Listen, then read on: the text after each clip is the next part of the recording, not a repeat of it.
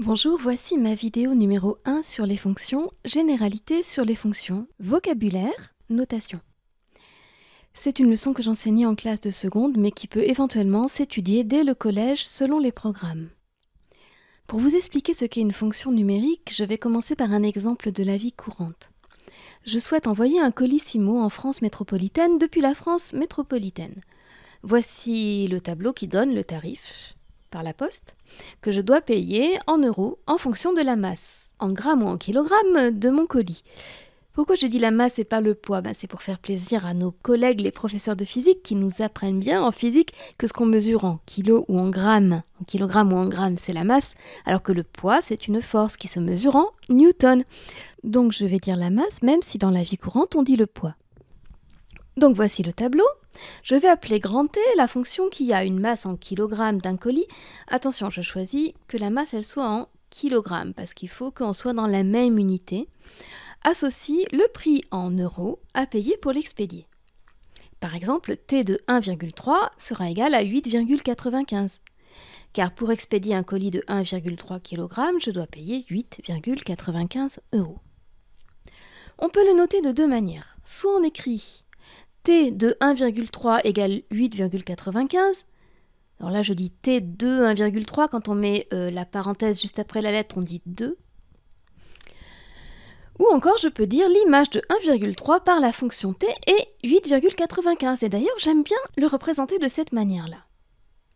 Avec une flèche particulière, qui est la flèche de fonction en mathématiques. Ce n'est pas une flèche normale. La flèche de fonction ou d'association, eh bien, elle a une petite barre à sa base, vous avez remarqué?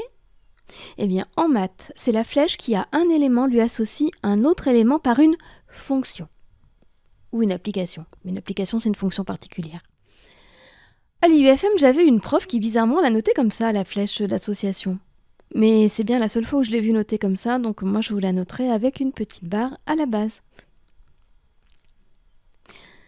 On peut aussi noter 1,3, flèche de fonction 8,95 en mettant le nom de la fonction au-dessus. Ça veut dire exactement la même chose. Ça veut dire que la fonction t à 1,3 associe 8,95.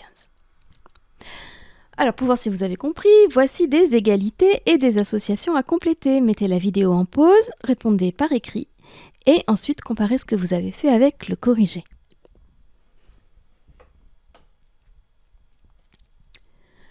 Voici le corrigé. Alors, petite note de vocabulaire, nous avons ici ce qu'on appelle les images et là leurs antécédents.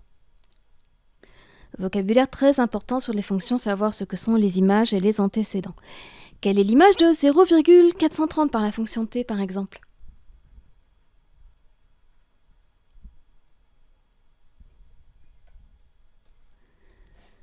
Eh bien, l'image de 0,430 par la fonction t, c'est 6,35, puisque si vous expédiez un paquet de 430 grammes, vous allez payer 6,35 euros. Maintenant, je vous demande quels sont les antécédents de 13,75 par la fonction t. Les antécédents de 13,75, ça va être tous les poids possibles pour lesquels on va payer 13,75 euros. Et là, on remarque que les antécédents de 13,75 dans le tableau, ce sont tous les nombres compris entre 2 exclus et 5 inclus. Donc si je vous demandais de me citer 3 antécédents, par exemple de 13,75, vous pourriez me dire 3, 4 et 4,5. Et si je vous demande de me donner l'ensemble des antécédents de 13,75 par la fonction t, vous me dites c'est l'intervalle 2 exclus, 5 inclus. Toutes les masses possibles entre 2 exclus et 5 inclus. C'est là que je vais vous faire remarquer ce qu'on appelle la règle de l'unicité de l'image par une fonction. Bien quand vous avez un colis donné, quand vous avez un colis d'une masse donnée, vous n'avez qu'un seul prix possible pour cette masse-là, alors que la réciproque est fausse. Quand vous avez un prix donné 13,75, vous remarquez que vous avez plusieurs masses de colis possibles. Donc pour une même image, on peut avoir plusieurs antécédents possibles, mais en revanche, la spécificité d'une fonction, c'est que quand vous avez un antécédent par une fonction, vous ne pouvez lui associer au maximum qu'une seule image. Par une fonction, l'image est unique, mais il peut y avoir plusieurs antécédents. Donc ici, pour 13,75, on avait plusieurs antécédents, mais pour 0,430, on n'avait qu'une seule image possible. Règle de l'unicité de l'image. Maintenant, autre point de vocabulaire très important, qu'est-ce que c'est que l'ensemble de définition d'une fonction? Eh bien, en maths, on dit que quelque chose est défini quand ce quelque chose existe. L'ensemble de définition de notre fonction t, ça va être l'ensemble des antécédents pour lesquels il existe une image. Et si vous regardez le tableau, quel est l'ensemble de ces antécédents possibles? Eh bien, tous les nombres qui seront compris entre 0 exclu et 30 inclus. Si vous prenez un paquet qui pèse plus de 30 kg, eh bien, vous ne pourrez pas la franchir. Donc, 32 ne fait pas partie de l'ensemble de définition de notre fonction t. L'ensemble de définition de notre fonction t, c'est l'ensemble des antécédents possibles, c'est l'ensemble des nombres qui ont une image par t. Je voudrais vous demander de résoudre quelques petites équations et inéquations à propos de cette fonction t. Si je vous demande de résoudre l'équation t de x égale 7,95, qu'est-ce que ça veut dire? Eh bien, ça veut dire qu'on va chercher l'ensemble de x possibles pour lesquels t de x vaudra 7,95, c'est-à-dire qui auront une image égale à 7,95 par la fonction t. C'est-à-dire l'ensemble des antécédents du nombre 7,95 par t. Donc, quel est l'ensemble des x pour lesquels t de x est égal à 7,95? Eh bien, c'est l'intervalle 0,75 exclu 1 inclus. Puisque tous les colis que vous affranchirez à 7,95 €, ils auront une masse comprise entre 0,75 et 1 kg. Maintenant, je vais vous demander de résoudre l'inéquation t de x est inférieur ou égal à 6. Eh bien, ça va nous demander de trouver les poids, mais non, voyons les masses pour faire plaisir à nos amis physiciens, pour lesquels on va payer moins de 6 €. Donc si je regarde ce tableau, eh bien ça va être toutes les masses qui vont aller jusqu'à 250 grammes, parce que dès qu'on dépasse 250 grammes, on est déjà à 6,35 €. Donc l'ensemble des solutions de l'inéquation t de x est inférieur ou égal à 6. Eh bien ce sera l'intervalle 0 ouvert. On ouvre en 0 évidemment, parce qu'un colis à 0 kg ça n'existe pas. 0,25 fermé. Et si je vous demande de résoudre l'inéquation t de x est plus grand que 10, eh bien, quand est-ce que t de x est plus grand que 10? Eh bien, lorsque x il est compris entre 2 exclus, parce que dès qu'on dépasse 2 kg, on passe tout de suite au tarif 5 kg qui est de 13,75 jusqu'à 30 inclus, puisque 30 c'est la masse maximale.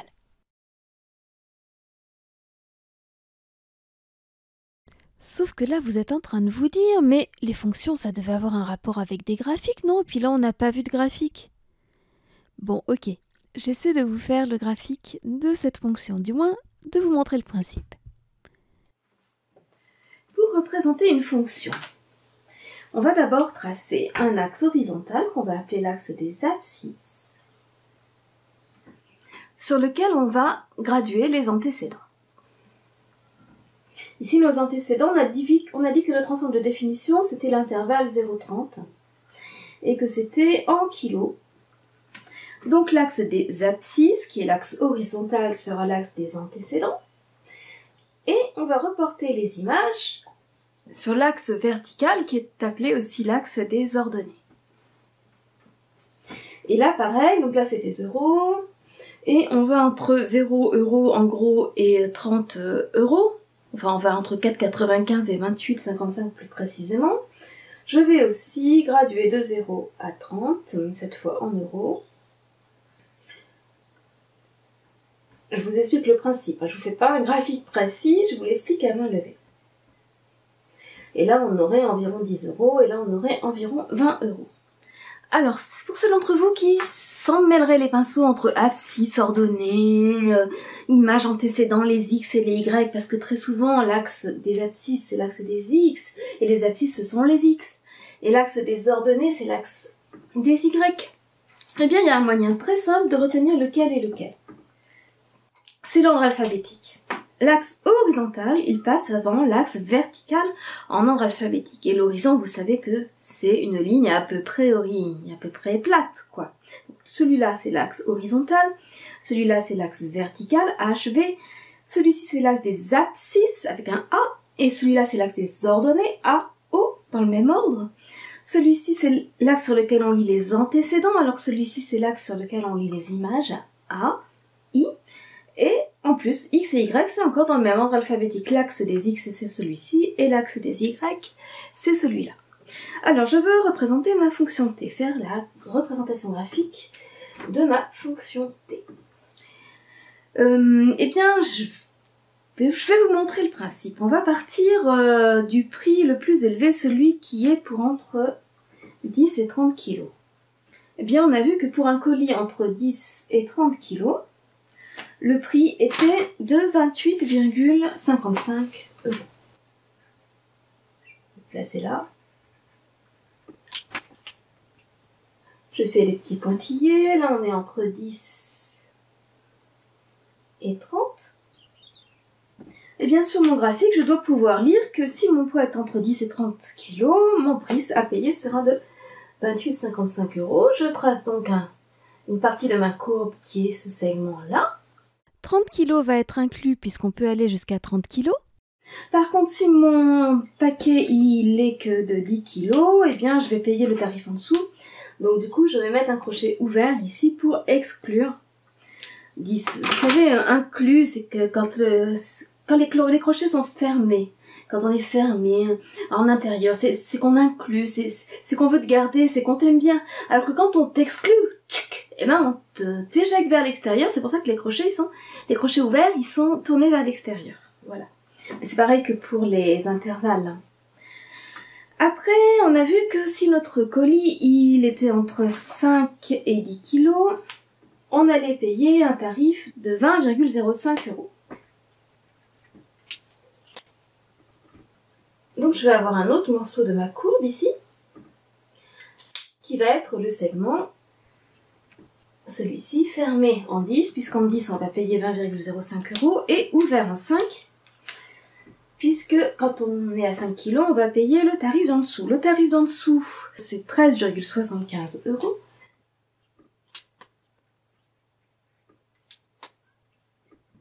Donc on va avoir un autre bout de notre courbe qui va être là. Et on va obtenir ce qu'on appelle une courbe en escalier. On a une fonction en escalier, c'est une fonction qui est constante par palier. Sur l'intervalle de 5, elle est constante, égale à 13,75. Enfin, l'image vaut 13,75. Si on est entre 5 et 10 dans les antécédents, l'image reste constante à 20,05. Et si on est entre 10 et 30, l'image, elle est à 28,55. Alors évidemment, si je continue à essayer de représenter toute la fonction, là ça va être tout rikiki, hein, parce qu'on va passer à 1 kg, on va passer au tarif de 8,95, donc celui-là je peux encore vous le représenter. L'important c'était que vous compreniez le principe. Donc on va obtenir le petit bout de palier de plus en plus petit et rikiki que je ne vais pas pouvoir tracer sur ce graphique-là. Mais vous voyez en théorie à quoi ressemble la courbe de cette fonction en escalier. C'est une fonction en escalier, une fonction constante par morceau. La courbe, c'est l'ensemble des points tracés en rouge. Hein. Par exemple, ce point-là, là, il va appartenir à la courbe, à celui qui a pour coordonnées 28,55, c'est l'appel de point A, qui a pour coordonnées 28,55. Voilà, il fait partie de la courbe. Donc ce qu'on appelle la courbe, c'est l'ensemble des points en rouge. On va lui donner un nom. La courbe, c'est pas comme la fonction. Beaucoup d'élèves confondent la courbe et la fonction. Non. C'est la courbe représentative de la fonction T. Souvent, on peut la noter C tout court si on a envie, ou note grand C indice T, courbe représentative de la fonction T. C'est un ensemble de points. Alors que la fonction, c'est la machine qui sert à passer de l'antécédent à l'image. Et l'ensemble de définition, où c'est qu'on le voit là-dessus? Eh bien, on le voit sur l'axe des abscisses. C'est ici notre ensemble de définition qui était l'intervalle 0 ouvert, 30 fermé. On le retrouve ici. Souvent, on le note grand D indice T. L'ensemble de définition de notre fonction t, c'est l'intervalle 0 ouvert, 30 fermé. Sa courbe représentative, c'est l'ensemble de tous ces petits bouts de segments là qui seraient en rouge et qu'il faudrait que j'arrive à continuer. Et la fonction, c'est simplement le système qui nous permet de passer de l'antécédent à l'image. Passons en revue les notions que nous avons découvertes dans cette première vidéo. Une fonction numérique a un nombre de son ensemble de définitions nommé antécédent, associé à un nombre qu'on appelle son image et qui est unique pour un antécédent donné. Tandis qu'une même image peut avoir plusieurs antécédents, bien que ce ne soit pas obligatoire. D'ailleurs, quand l'antécédent est unique lui aussi, on dira qu'on est en présence d'une fonction bijective, mais ça je crois que ce n'est au programme que de la terminale. L'ensemble de définition de la fonction, c'est l'ensemble des antécédents possibles par cette fonction. Pour obtenir la courbe d'une fonction, qu'on appelle aussi sa représentation graphique, eh bien on place deux axes. On lit les antécédents sur un axe horizontal, l'axe des abscisses, qui est souvent l'axe des x, et les images sur un axe vertical, qui est souvent l'axe des y et qui est appelé l'axe des ordonnées. Voir ma vidéo repère du plan au besoin.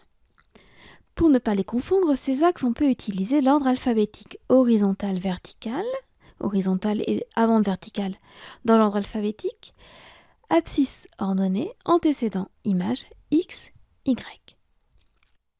La courbe représentative de la fonction t, c'est l'ensemble des points du plan qui ont pour abscisse un nombre x de l'ensemble de définition de la fonction t, et pour ordonner l'image de x par la fonction t.